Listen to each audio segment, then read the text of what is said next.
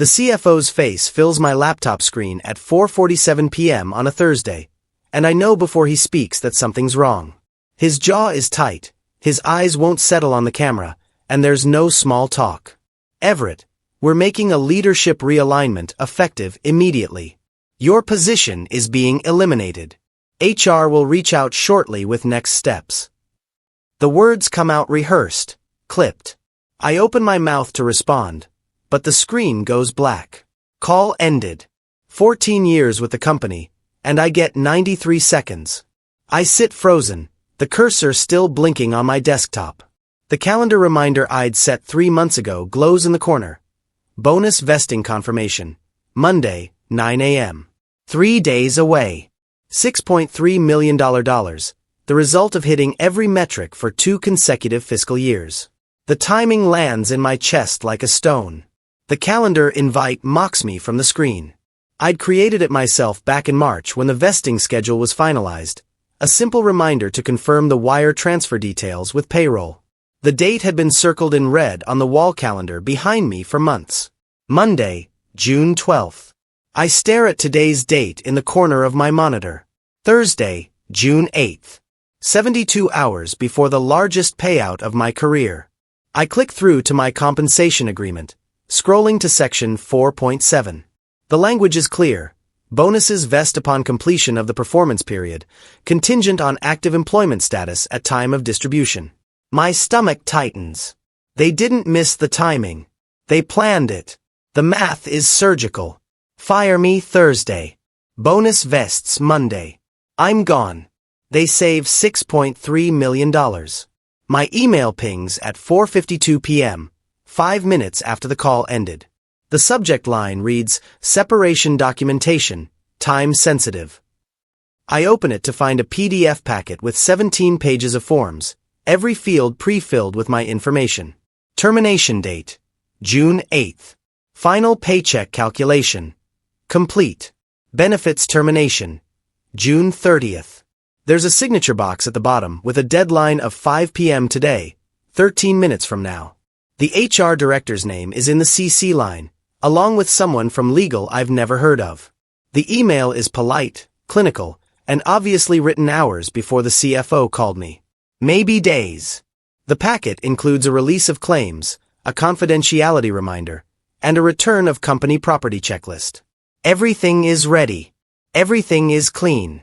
I scroll to the compensation section and find my final pay, base salary through today, accrued vacation, nothing else.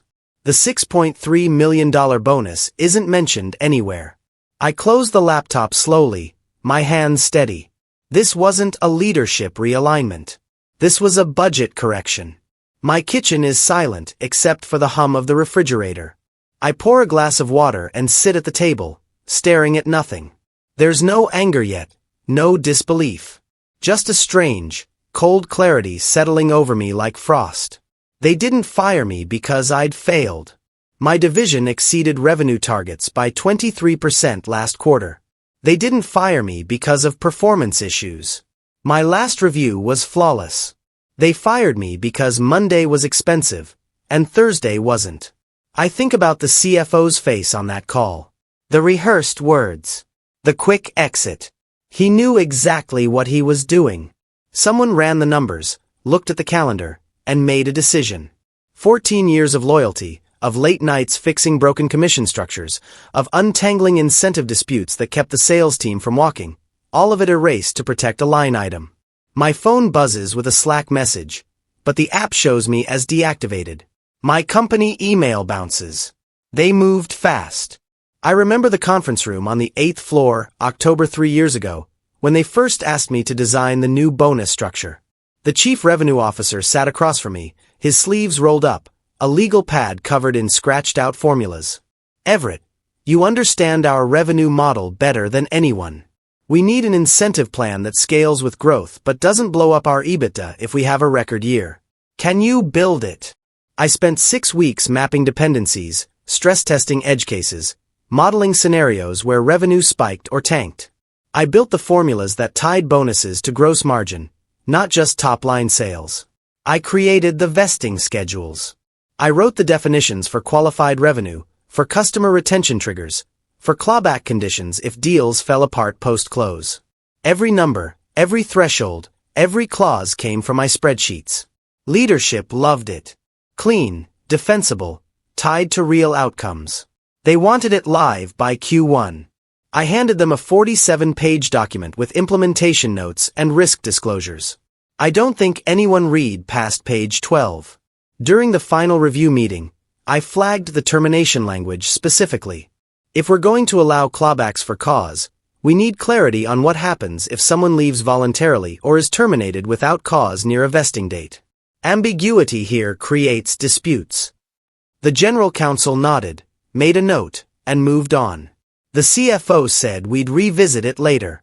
We never did. I warned them that early terminations within 90 days of vesting would look suspicious to employees and could create legal exposure. I suggested a safe harbor provision or a pro rata calculation. The VP of HR said it was too complicated and would slow down rollout. Let's keep it simple for now. We can adjust after the first year. I documented the concern in the meeting notes. No one objected. No one followed up. The framework went live in January without the safeguards. I remember thinking it was a mistake, but I'd done my job. I'd flagged the risk. What they did with it wasn't on me. They approved the bonus plan in a 22-minute executive session, most of it spent debating whether the payout cap should be $5 million or $8 million per person. I watched the chief revenue officer skim the footnotes, nodding along, eyes glazing over at the legal definitions. The CFO asked one question: does this protect us if revenue gets reversed? I said yes, if the clawback provisions are followed correctly. He said perfect, let's move. No one asked about edge cases. No one questioned the certification requirements I'd buried in Section 6.3. No one noticed that I'd included a provision tying bonus eligibility to revenue certification completion, not just employment status on the vesting date. It was standard language, something I'd pulled from a previous role, designed to ensure bonuses only paid out after financial accuracy was confirmed. They signed off and sent it to the board. The plan became official policy on January 9th. I filed my copy in a folder labeled Compensation Architecture and didn't think about it again until today. At 11:38 p.m., I sit at my desk at home with the separation packet still unsigned. I open my personal files and find the final compensation agreement I'd signed 2 years ago when my role expanded. It's a 23-page PDF with 9 exhibits. I start at the beginning and read every word like I'm seeing it for the first time. Section 3 outlines base salary. Section 4 covers bonuses and equity. Section 5 is benefits. I keep going. Section 6.3 stops me cold. Incentive compensation eligibility. All performance-based bonuses require completion of revenue certification as defined in Exhibit D prior to distribution. Certification authority rests with the Senior Revenue and Incentives Architect or designated successor as determined by the Chief Revenue Officer. I read it 3 times. Then I open Exhibit D. Revenue certification is defined as the formal validation process confirming that reported revenue meets accounting standards and has been reconciled across systems. The process requires sign-off from the role I held until 4:47 p.m. today. Without that certification, bonuses don't pay. Not just mine. Everyone's. My heart rate doesn't spike. My hands don't shake. I just sit there, reading the clause I wrote myself, understanding for the first time that I'd accidentally built a failsafe.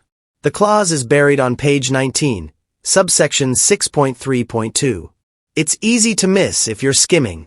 It reads like standard governance language, the kind of bureaucratic safety net companies use to avoid paying bonuses on revenue that later gets reversed or disputed. But the critical detail is in the definition of eligibility. It doesn't say bonuses are contingent on employment status at distribution. It says they're contingent on revenue certification completion. And that certification isn't tied to a date. It's tied to a role. My role.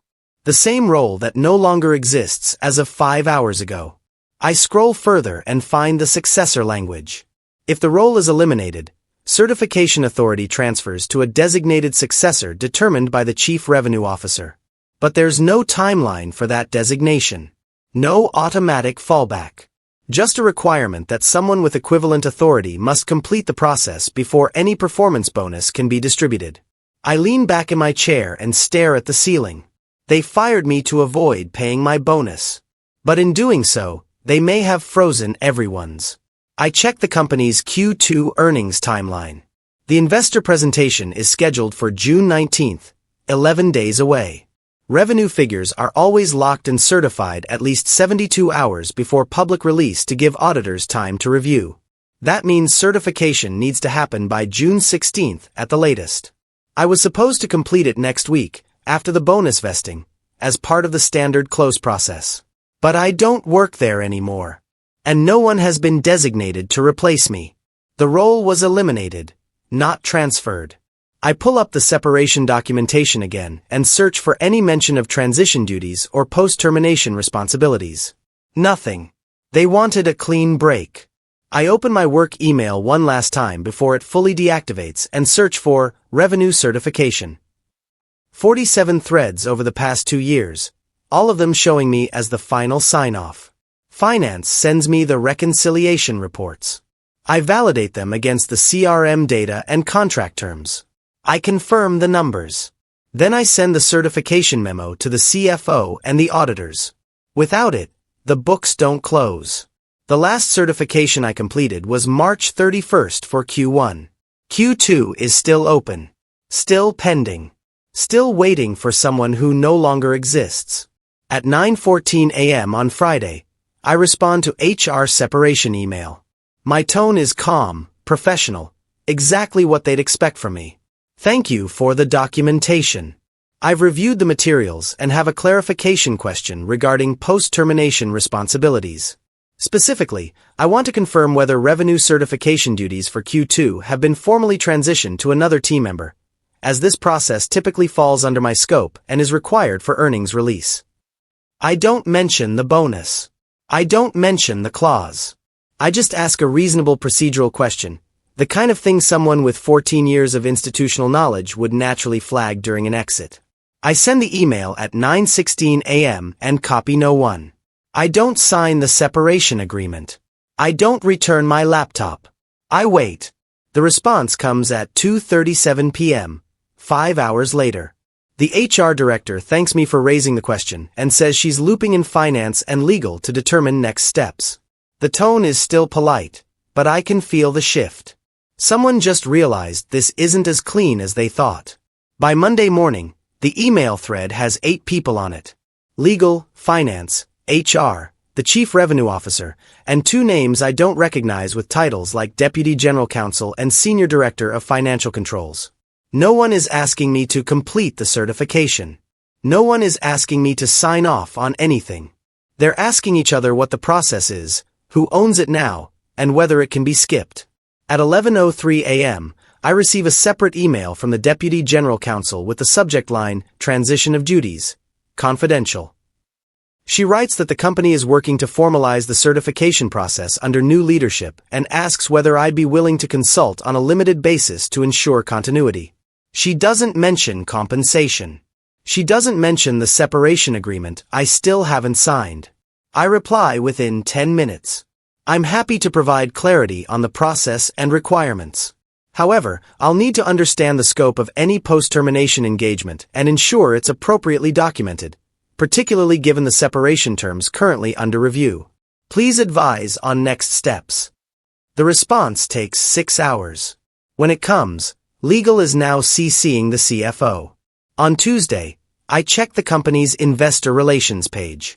The Q2 earnings release is still scheduled for June 19th, 1 week away. But the preliminary revenue figures that usually get posted in advance are missing. The section where they'd normally appear just says, Pending Final Validation. I've seen this before. It's the language they use when the numbers aren't locked. When something is still being reconciled or disputed. When certification hasn't been completed. Investors don't panic over it, but auditors notice. And if it's not resolved before the earnings call, the CFO has to explain why. My phone rings at 3:52 p.m. It's a number I don't recognize, but the area code is local. I answer. A woman's voice introduces herself as the senior revenue accountant, someone I've worked with for 9 years. Her tone is careful. Everett, I'm sorry to bother you. I know you're no longer with the company, but I'm trying to finalize the Q2 numbers, and I need the certification memo before I can close the books. Do you know who I should be working with now? I keep my voice even. I don't, unfortunately. My role was eliminated, and I haven't been informed of a successor. Have you reached out to the Chief Revenue Officer? She hesitates. I did. He told me to ask legal. Legal told me to ask you. I let the silence sit for a moment, then respond. I understand the position you're in, but I can't provide certification without formal authority. Post-termination, I don't have access to the systems, and I'm no longer in a role that carries that responsibility. You'll need someone from leadership to designate a successor or formally engage me under a consulting arrangement. She thanks me quietly and hangs up. I know what happens next. She escalates to her manager. Her manager escalates to the CFO. The CFO realizes the earnings call is 6 days away and the numbers aren't certified. At 7:41 p.m., my personal email pings. It's from the external auditing firm, a partner I've worked with on 4 previous quarters. The subject line is Q2 Revenue Certification, Urgent. He writes that his team has flagged the missing certification as a material dependency for the audit and that he needs confirmation of who holds authority to complete the process. He's marked the email high priority and CC'd the CFO. I forward it to the Deputy General Counsel without comment. Wednesday morning, the CFO calls me directly. His number appears on my phone at 8:09 a.m., and I let it ring twice before answering. Everett, thanks for picking up. I know things ended abruptly last week, and I want to address some loose ends. The revenue certification process has come up as a dependency for our earnings release, and we need to close that loop quickly. Can you walk me through what's required? I keep my tone neutral, factual. The certification requires validation that reported revenue is accurate, reconciled, and compliant with accounting standards. It's a formal sign-off that I've completed each quarter as part of the close process. The authority to provide that certification was tied to my role, which no longer exists. He pauses. Right. So what happens if we don't have it? The auditors won't sign off on the numbers. The earnings release gets delayed. Investor confidence takes a hit. Another pause. Can someone else do it? Only if they're formally designated as my successor and have equivalent authority under the compensation framework. That designation would need to come from the Chief Revenue Officer. By Thursday, the situation has escalated beyond internal emails. The auditing firm sends a formal memo to the board's audit committee flagging the revenue certification dependency as a material control issue. The language is polite but firm. Without proper certification authority, the Q2 revenue figures cannot be validated, and the audit opinion may be qualified. A qualified audit opinion is a nightmare for a publicly traded company. It signals to investors that the numbers might not be trustworthy, that internal controls are breaking down. Stock prices react. Analysts ask questions. The SEC takes notice.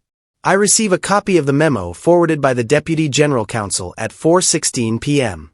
She writes, Everett, this is becoming a bigger issue than we expected. We need to resolve the certification question immediately. Are you available for a call tomorrow morning? I reply within the hour. I'm available. However, I want to be clear that any post-termination work requires a formal engagement with appropriate scope and compensation terms. I'm not comfortable providing certification without that structure in place. She responds in 3 minutes. Understood. Let's discuss. The call happens Friday at 9 a.m. The CFO, the Deputy General Counsel, the Chief Revenue Officer, and someone from HR are on the line. The CFO's tone is tight, controlled. Everett, we appreciate your willingness to help us close this out. We recognize the certification process is something you built and managed, and we want to ensure a smooth transition. What would it take to get your sign-off on the Q2 numbers? I don't rush. The certification isn't just a signature. It requires validating the reconciliation reports, confirming contract terms, and ensuring the revenue meets the standards outlined in the compensation framework. That framework ties certification to bonus eligibility, which creates a potential conflict given the circumstances of my termination. The line goes quiet. The CFO clears his throat. What kind of conflict? The clause I wrote links bonus distribution to certification completion. If I'm no longer employed and no successor has been designated, it's unclear whether bonuses can be paid at all, including mine. That creates an incentive misalignment if you're asking me to certify post-termination. The General Counsel's voice cuts in. Are you saying your bonus is contingent on you completing this certification? I'm saying everyone's bonus is contingent on someone completing it. That was the intent of the clause, to ensure payouts only happen after financial accuracy is confirmed. The CFO's frustration breaks through. Everett, this is becoming a bigger issue than it needs to be. We terminated your employment in good faith as part of a restructuring. The certification process is a separate operational requirement. We can't have those two things tangled together. I stay calm. I agree they shouldn't be tangled. But the compensation framework doesn't distinguish between the two. The clause exists to protect the company from paying bonuses on inaccurate revenue. It's working exactly as designed. The Chief Revenue Officer speaks for the first time. So what do you want? I want clarity.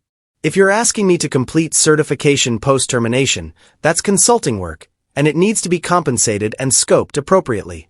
If you're designating a successor, that's fine, but they'll need the same level of access and authority I had, and the auditors will need to approve the transition.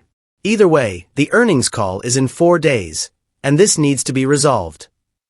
The Deputy General Counsel takes over. Let us regroup internally and get back to you this afternoon. The call ends at 9:34 a.m.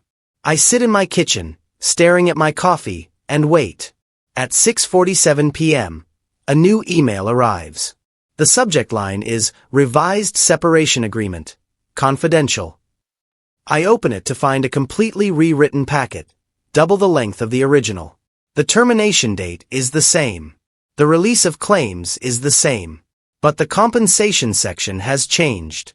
Final compensation now includes base salary through June 8th, accrued vacation, and the full $6.3 million performance bonus as outlined in the original agreement. There's an additional payment of $440,000 labeled Consulting Services for Q2 Revenue Certification and Transition Support. The total payout is $6,740,000. The consulting section outlines a 30-day engagement starting immediately, with specific deliverables. Complete Q2 revenue certification, provide documentation of the certification process, and brief the designated successor on the methodology. The scope is clear. The compensation is fair. The timeline works. There's a signature line at the bottom with a deadline of 8 a.m. Monday, the day the earnings release is scheduled. I read the entire document twice, checking for traps, for language that claws back the bonus under different terms, for any clause that undermines what I've built. I find nothing. It's clean. I don't sign it. Not yet. At 8:52 p.m., I send a counterproposal. My tone is professional, measured, exactly what they've come to expect from me over 14 years. Thank you for the revised agreement. I'm prepared to move forward with one additional request. Written acknowledgement that the revenue certification clause in section 6.3.2 was designed and implemented at my direction to protect the integrity of the company's incentive compensation framework, and that my role in creating the safeguard is documented in the company's governance records. It's not about money. It's about making sure they can't bury this. I want it on record that the clause wasn't an accident, that I built it intentionally, and that ignoring it created this situation. I want the acknowledgement in writing so the next CFO who tries to cut corners has to reckon with the fact that someone thought ahead. The response comes at 10:14 p.m. from the Deputy General Counsel. Agreed. We'll add the acknowledgement as an exhibit to the separation agreement. Can you execute by 7 a.m. Monday? I reply in 2 words. Yes. Understood. Sunday night, I receive the final version. Exhibit F is a 1-page memo signed by the Chief Revenue Officer and the General Counsel. It reads, The revenue certification process outlined in Section 6.3.2 of the Executive Compensation Framework was designed and implemented by Everett Langford under the direction of company leadership to ensure accurate financial reporting and governance compliance. His contributions to the development of this framework are acknowledged and appreciated. It's formal. It's vague enough to protect them. But it's in writing, and it's attached to a legal document they can't retract. I sign the separation agreement at 6:42 a.m. Monday and return it via secure upload. At 7:08 a.m., I receive confirmation that the agreement has been countersigned and executed. The wire transfer will process within 48 hours. At 7:30 a.m., I log into a temporary system access portal they've set up for me. I spend the next 4 hours reviewing the Q2 reconciliation reports, validating the revenue figures against the contracts I know by memory, and confirming that everything matches the standards I built. The numbers are clean. The methodology is sound. At 11:51 a.m., I send the formal certification memo to the CFO, the auditors, and the audit committee. Subject line: Q2 revenue certification, complete. The earnings release goes out at 4:03 p.m., 13 minutes after market close. Revenue is up 18% year over year. Gross margin exceeded expectations. The CFO's prepared remarks emphasize the company's strong governance framework and rigorous financial controls. Analysts on the call praise the transparency. The stock rises 6% in after-hours trading. I watch the webcast from my couch, a glass of water in hand. The CFO never mentions the certification process. He never acknowledges the scramble behind the scenes. He takes credit for the strong quarter, for the disciplined execution, for the leadership decisions that drove results. I don't expect anything different. At 6:22 p.m., my phone buzzes. It's a text from the senior revenue accountant, the woman who called me 2 weeks ago in a panic. Thank you for getting us through this. I know it wasn't easy. I reply with a simple thumbs up. She doesn't need to know the full story. She just needs to know the numbers were right. The $6.3 million bonus hits my account on Wednesday. The $440,000 consulting payment follows on Friday. I don't celebrate. I don't post about it. I just transfer the funds to a diversified portfolio and move on. 3 weeks later, I receive a LinkedIn message from the Chief Revenue Officer. It's short, almost curt. Everett, thank you for your professionalism during a complicated transition. Your work on the certification framework has been noted. Best of luck in your next role. I don't reply. There's nothing to say. The framework I built worked exactly as intended. It protected the company from paying bonuses on inaccurate revenue. It forced leadership to follow the process instead of cutting corners.